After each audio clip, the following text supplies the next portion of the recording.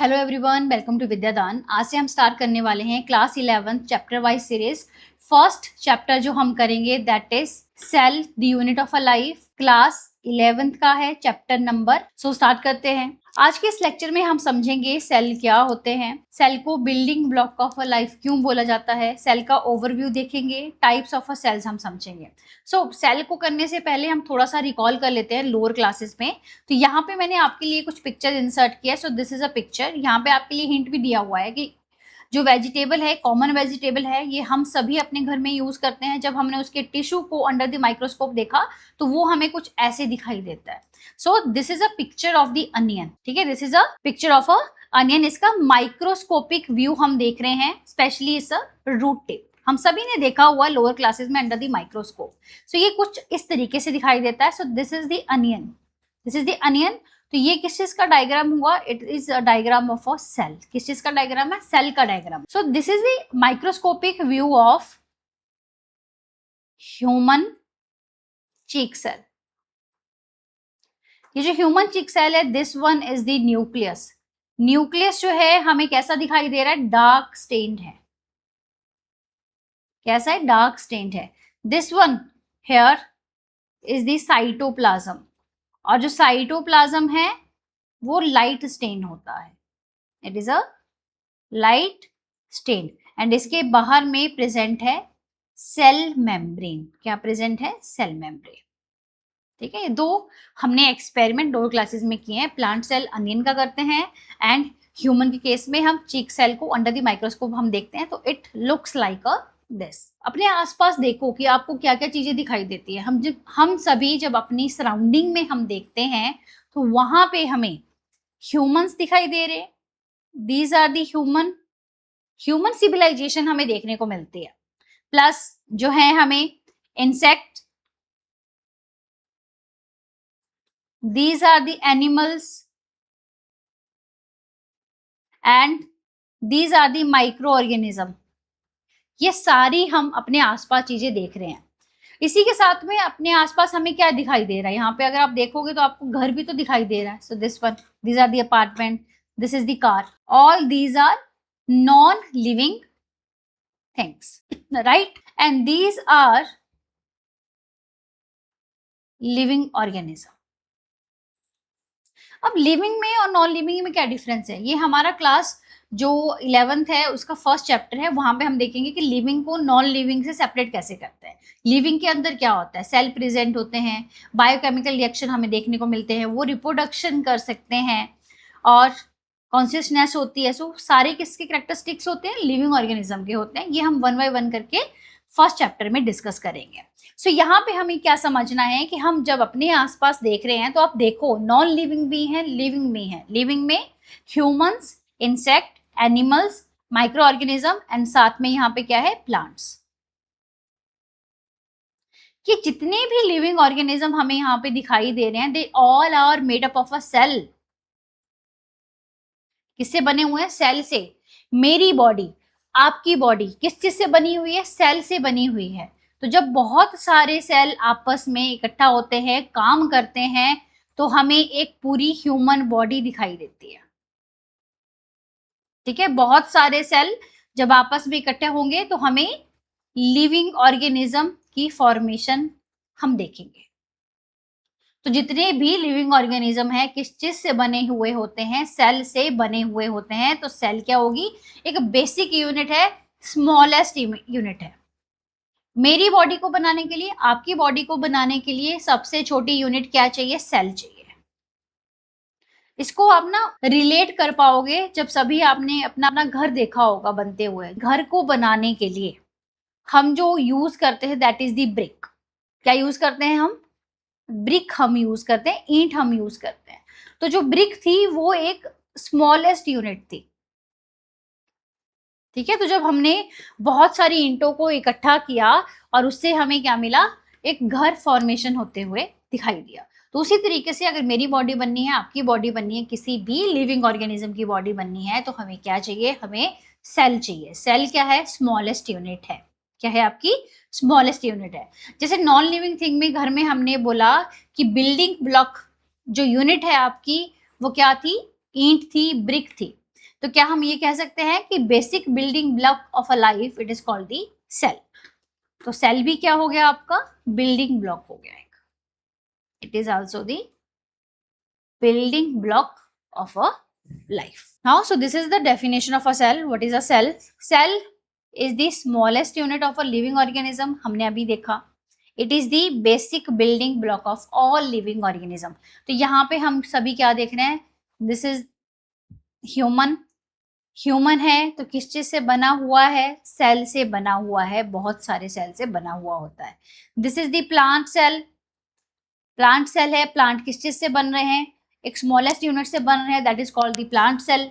Animal जो है भी सेल से बनते हैं, so this is called the animal cell. तो हमें स्मॉलेस्ट यूनिट क्या चाहिए, किसी भी लिविंग ऑर्गेनिज्म को बनाने के लिए हमें सेल चाहिए. So all living organism, all living organism कौन कौन से, human, plants, animals and micro organism, ये किस चीज से बने होते हैं, ये सेल से बने हुए होते हैं. इन सभी के पास में क्या प्रेजेंट होता है, सेल्स प्रेजेंट होते हैं. सेल को हमने क्या कहा, स्मॉलेस्ट यूनिट. क्या कहा हमने, स्मॉलेस्ट यूनिट है और एक बेसिक बिल्डिंग ब्लॉक है, बेसिक बिल्डिंग ब्लॉक है. अब ये जो सेल है ये एक सेल भी हो सकता है, बहुत सारे सेल भी हो सकते हैं. सेल्स, अगर कोई ऑर्गेनिज्म वन सेल से बना हुआ हो, अगर कोई भी ऑर्गेनिज्म एक सेल से बना है, that is called unicellular organism. एक सेल से बना है, यूनी का मतलब क्या होता है, वन, सेलुलर का मतलब क्या हो गया, सेल. अगर कोई लिविंग ऑर्गेनिज्म बहुत सारे सेल से बना हो, मैनी सेल, तब हम ऐसे ऑर्गेनिज्म को कहते हैं multi cellular organism. Multi cellular organism का एग्जाम्पल है हम ह्यूमंस, मैं और आप. मल्टी सेलुलर ऑर्गेनिज्म है, हमारी बॉडी बहुत सारे सेल से बनी हुई होती है, बट वो बहुत सारे सेल कैसे आते हैं, एक सेल से. तो हमारी जो भी बॉडी फॉर्मेशन हुई है, सबसे पहले एक सेल था, एक सेल ने जो है डिवीजन किया, फिर बहुत सारे सेल हमने बनाए, तब जाके एक ह्यूमन बॉडी बनी है.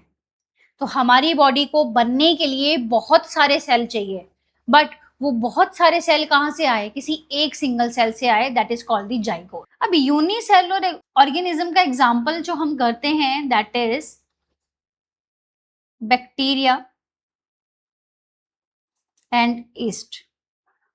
ठीक है, मल्टी सेलुलर में तो हमने देख ही लिया, ह्यूमंस हैं, fish, birds, plants, all these are multicellular organism. ये क्या है, मल्टी सेलुलर ऑर्गेनिज्म है. अब ये जो सेल्स हैं, इस सेल्स की ना हमें बहुत साइज में वेरिएशन देखने को मिलती है, वेरी कर सकता है. किस किस में वेरी करेगा, साइज, अलग अलग साइज हो सकता है. हमने देखा ना, अभी बताया कि मल्टी सेलुलर ऑर्गेनिज्म में देखोगे तो ह्यूमंस हैं, ह्यूमन की बॉडी का साइज अलग है, फिश की बॉडी का साइज अलग है, बर्ड की साइज का अलग है, प्लांट्स का साइज अलग है, साइज अलग होगा. ठीक है, साइज अलग होगा, शेप, हर लिविंग ऑर्गेनिज्म की शेप क्या होती है, डिफरेंट होती है. तो जो हमारे सेल्स हैं, सेल की शेप क्या होगी, डिफरेंट हमें देखने को मिलती है. फॉर एग्जाम्पल आरबीसीज, सबने नाम सुना होगा, ब्लड सेल. ब्लड सेल कैसे होते हैं, राउंड एंड बाई कनकेव. कैसे होते हैं, राउंड एंड बाई कनकेव. ठीक है, डिफरेंट शेप हमें देखने को मिल सकती है. तो जो हम डिफरेंट शेप देखते हैं वो क्यों, बिकॉज उनका फंक्शन के ऊपर डिपेंड करती है, कौन से सेल ने कौन सा फंक्शन करना है, उसके ऊपर उसकी जो शेप है वो डिपेंड करेगी. एंड हर एक सेल की अपनी अपनी एक एक्टिविटीज हो सकती है. तो एक्टिविटीज में भी जो है सेल हमारा क्या करता है, वेरी करता है. इंपॉर्टेंट थिंग इज कि हमारी बॉडी सभी की सेल से बनी हुई है. क्लियर. अब जब ये बहुत सारे सेल आपस में इकट्ठा होते हैं, जब इन सेल्स की हम क्या देखते हैं, ग्रुपिंग हो रही है प्लस उनका सिमिलर फंक्शन हो।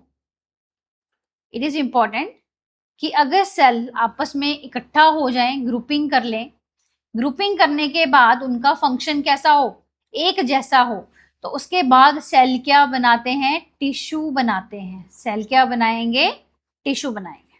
ठीक है, बहुत सारे सेल इकट्ठे हुए, उन्होंने आपस में इकट्ठा करके एक सिमिलर फंक्शन परफॉर्म किया, उसको हमने एक टिश्यू बोल दिया। क्लियर हो गया। अब अलग टाइप के सेल होंगे, वो दोबारा से ग्रुपिंग करेंगे, एक डिफरेंट टिश्यू बनाएंगे। तो डिफरेंट डिफरेंट टिश्यू किस चीज की फॉर्मेशन करते हैं, दे form the organ, they form the organ. अब जब डिफरेंट ऑर्गन्स, जब बहुत सारे ऑर्गन आपस में काम करेंगे, तब वो किस चीज की फॉर्मेशन करते हैं, then they form the organ system, then they form the organ system. Organ system का जो हम एग्जांपल लेंगे that is the respiratory system. आप डाइजेस्टिव सिस्टम का भी ले सकते हैं, that is the respiratory system. तो रेस्पिरेटरी सिस्टम के अंदर हम सबसे पहले क्या देखते हैं, नेजल पोर्स होते हैं, नेजल कैविटीज हैं, फिर ट्रैकिया एंड देन लंग्स। ये सारे किसके अंदर आते हैं, रेस्पिरेटरी सिस्टम के अंदर आते हैं। तो हमने अभी देखा कि बेसिक यूनिट, जो स्मॉलेस्ट यूनिट है दैट इज सेल। ठीक है, स्मॉलेस्ट यूनिट क्या होगी, सेल।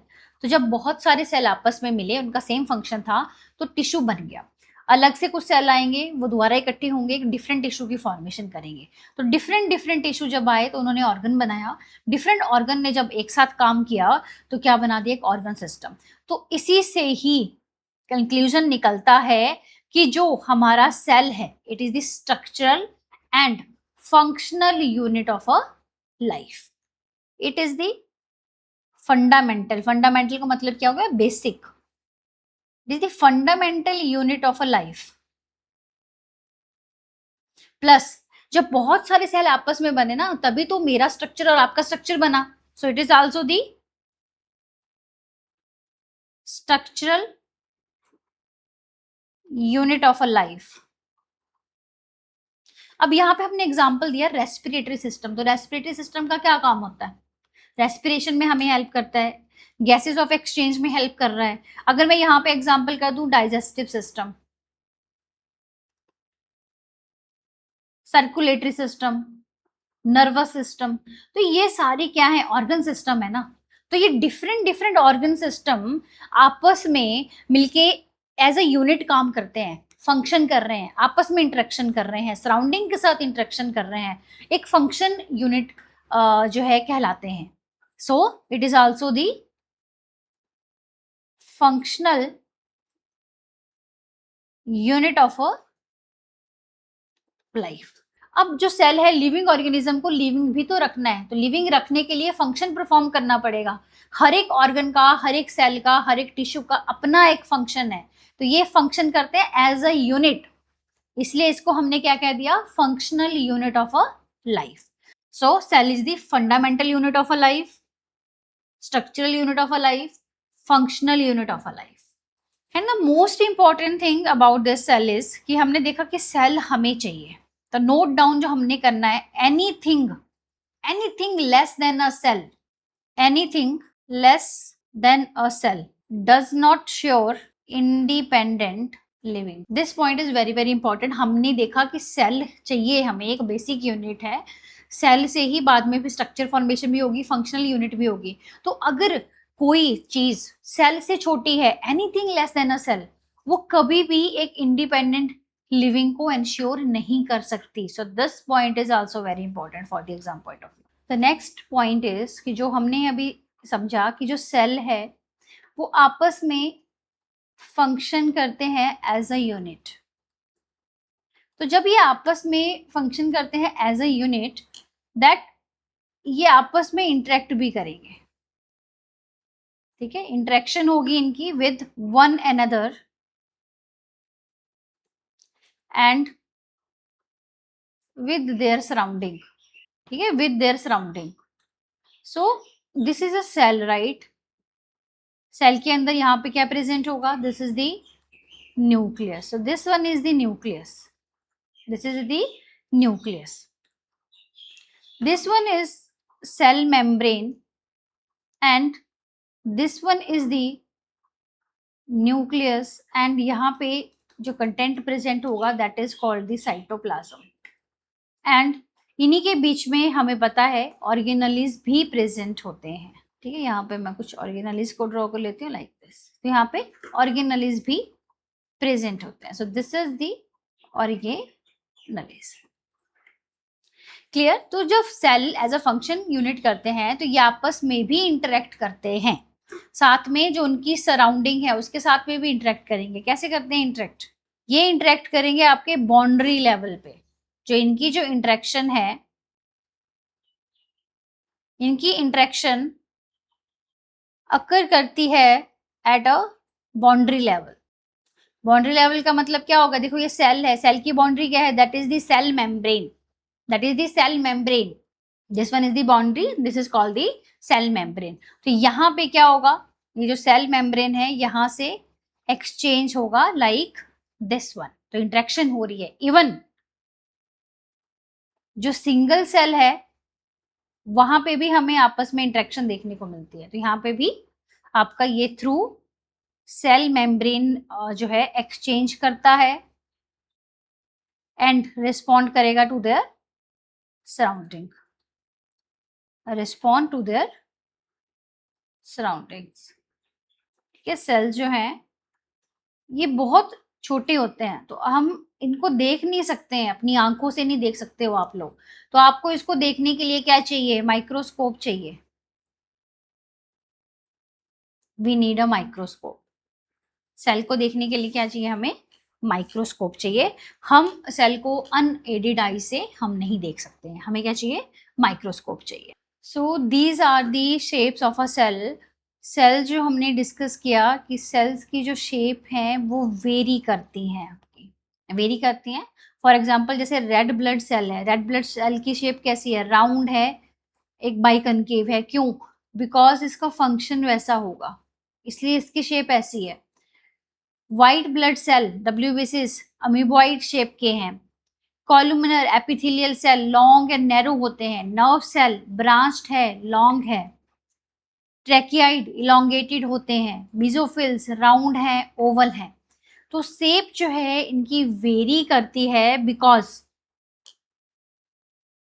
ये जो फंक्शन परफॉर्म करते हैं, बिकॉज फंक्शन दे परफॉर्म उसके ऊपर डिपेंड करती है कि इनकी शेप कैसी रहेगी. अब ये जो आरबीसीज हैं, आरबीसीज का साइज अगर हम देखेंगे दैट इज 7 माइक्रोमीटर डाया होता है, डायमीटर इसका. लॉन्गेस्ट जो नर्व सेल हैं, these are the longest cell. ये क्या है, लॉन्गेस्ट सेल होते हैं nerve cell. And largest isolated cell जो हम पढ़ते हैं, largest isolated cell is the egg of ostrich. These are also very important. Smallest bacteria जो हम करते हैं, माइकोप्लाज्म, उसका जो साइज है माइकोप्लाज्म का that is known as 0.3 micrometer. कितना है, 0.3 माइक्रोमीटर. सो शेप भी डिफरेंट होती है एंड साइज भी अलग अलग होता है सेल का. नाउ ह्यूमंस हमने अभी डिस्कस किया कि जो ह्यूमंस की बॉडी है वो बहुत सारे सेल से बनी होती है, that is the multi cell, that is the multi cellular. अब ये जो ह्यूमन बॉडी है ये कहाँ से बना हुआ, देखो मेल है, फीमेल है, वहाँ से आपस से इनके जो है स्पर्म और एग आते हैं. Then it form the zygote. ठीक है, जाइगोट का आगे जाके क्या होगा, डिवीजन होगा. तो जब डिवीजन होगा तो हमें बहुत सारे सेल जो है हमें देखने को मिलेंगे. ठीक है, तो हम सभी भी एक सेल से बने होते हैं, उस सेल का नाम क्या है, जाइगोट है. पर जाइगोट आगे जाके बहुत ज़्यादा डिवीजन करता है तो बहुत सारे सेल बनते हैं. तो ह्यूमन बॉडी में कितने होते हैं, 37 ट्रिलियन सेल्स होते हैं. Very very important. हम कैसे हैं, मल्टी सेलुलर हैं, बहुत सारे सेल हैं. जबकि आते तो हम भी एक सिंगल सेल से ही बने हैं, पर वो सिर्फ सिंगल सेल है, वो बहुत ज़्यादा डिवीजन करता है तो अपना नंबर इंक्रीज करेगा, तो एट द एंड कितने सेल होते हैं हमें? 37 ट्रिलियन सेल्स। तो we are multicellular organism. ये हमने ऑलरेडी डिस्कस कर लिया कि यूनिसेलुलर होते हैं, वन सेल है, मल्टी सेलुलर है, बहुत सारे सेल हैं, and this is the example of the unicellular organism, that is the Euglena. Now कि डिस्कवरिंग ऑफ अ सेल कैसे हुई, हमने सेल को सेल क्यों बोला है, किसने जो है ये टर्म पॉइंट की थी? And the scientist was Robert Hooke in 1665 में। Robert Hooke, he was the first to observe the cell, first to observe a cell।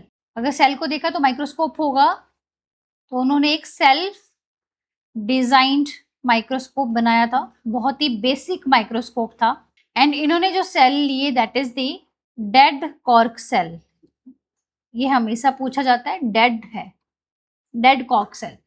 तो उन्होंने एक thin slice of cork cell लिया। जब उन्होंने अंडर द माइक्रोस्कोप देखा तो ही ऑब्जर्व कि स्मॉल बॉक्स लाइक कंपार्टमेंट देख रहे हैं उसको, स्मॉल बॉक्स लाइक कंपार्टमेंट है, तो ये एक सेल की तरह नजर आ रहे थे, that's why we called it a cell. इसलिए हमने इसको क्या बोला? सेल हमने नाम दिया। बिकॉज जो डेड कॉक सेल को उन्होंने अंडर द माइक्रोस्कोप देखा तो वो क्या देख रहे थे कि वो एक छोटे छोटे रूम की तरह या सेल की तरह, कंपार्टमेंट की तरह दिखाई दे रहे थे, इसलिए उन्होंने नाम क्या दे दिया? सेल दे दिया। It looks like this one, ठीक है। अंडर द माइक्रोस्कोप उन्होंने देखा, उनको कुछ इस तरीके का दिखाई दे रहा। So this is the one cell, this is the second cell, तो यहाँ पे this one, that's why we called it a cell. किसने दिया था? रॉबर्ट हुक ने दिया था, सेल्फ डिजाइन माइक्रोस्कोप का यूज किया था। Now the different types of a cell. Cell कितने टाइप के होते हैं? प्रोकैरियोटिक सेल देखने को मिलते हैं, यूकैरियोटिक सेल हम देखते हैं। प्रोकैरियोटिक सेल में हम बात करते हैं मेनली बैक्टीरिया के बारे में, यूकैरियोट के बारे में हम बात करते हैं plant cell and animal cell के बारे में। Let's differentiate between the prokaryotic cell हम किसको बोलते हैं, यूकैरियोटिक सेल हम किसको बोलते हैं। So prokaryotic cells and eukaryotic cells, यहाँ पे हम डिस्कस करते हैं कैरेक्टरिस्टिक्स को, हम टेबल फॉर्म में समझेंगे कि what is the difference between these two. Prokaryote, pro means primitive, karyotic means, karyons means nucleus, u means true and karyons means nucleus। first characteristics जो हम करेंगे that is the primitive nucleus। primitive nucleus किसमें present होता है? इसकी definition ही बता रही है, primitive nucleus इसमें प्रेजेंट नहीं होता। ये जो टिक है इट रिप्रेजेंट दी प्रेजेंट है, क्रॉस रिप्रेजेंट करेगा एब्सेंट को। Second characteristics is the diameter of a typical cell. इसका डायामीटर कितना है? डायामीटर जो प्रोकैरियोट के केस में होता है दैट इज 1 to 10 माइक्रोमीटर, इस केस में होता है 10 to 100 माइक्रोमीटर। थर्ड जो है number of cells in an organism, हमने अभी देखा ना कि सेल यूनिसेलुलर हो सकता है, मल्टी सेलुलर हो सकता है, तो नंबर ऑफ सेल प्रोकैरियोट के केस में क्या होता है? यूजली मोस्टली जो है ये यूनिसेलुलर होते हैं। तो यूकैरियोट के केस में ये can be unicellular and multi cellular. And अब ये जो यूनिसेलुलर यूकैरियोट है ये बहुत बार पूछा जाता है, यूनिसेलुलर यूकैरियोट का एग्जांपल क्या है। उसके बाद मेम्ब्रेन बाउंड ऑर्गेनेलिस हैं, मेम्ब्रेन बाउंड ऑर्गेनेलिस, ऐसी ऑर्गेनेलिस जिनकी अपनी एक मेम्ब्रेन होती है। So membrane bound organelles very very important, it is absent in the prokaryotic cell and it is present in the eukaryotic cell. Primitive का मतलब क्या हो गया? जो सबसे पहले आया होगा। तो हमने देखा इसके पास प्रिमिटिव न्यूक्लियस है, तो मेम्ब्रेन बाउंड ऑर्गेनेली इसके पास नहीं होंगे। Next one is membrane bound nucleus. क्या होगा? मेम्ब्रेन बाउंड न्यूक्लियस प्रिमिटिव है, नहीं होगा। It is also very important, यहाँ पे होगा। So the last one is कि सेलुलर एक्टिविटी प्रोकैरियोट के केस में कहाँ पे होती हैं? सेलुलर एक्टिविटीज प्रोकैरियोट के केस में होती है साइटोप्लाज्म में, मोस्टली साइटोप्लाज्म में होती है। यूकैरियोट के केस में हम देखते हैं कि इसकी साइटोप्लाज्म में भी होती हैं, प्लस इसके पास जो ऑर्गेनलीज हैं वहां पे भी होती हैं। डिवीजन ऑफ लेबर होता है बेसिकली, बिकॉज ऑर्गेनलीज वहां पे प्रेजेंट है, तो हर एक ऑर्गेनलीज का अपना एक फंक्शन होता है। तो यूकैरियोटिक सेल के केस में हम देखते हैं कि डिफरेंट ऑर्गेनलीज का डिफरेंट फंक्शन है, स्पेसिफिक फंक्शन है। तो यहाँ पे हमें कंपार्टमेंटलाइजेशन देखने को मिलती है। Next important point is ribosome. जो राइबोसोम होते हैं, दीज आर नॉन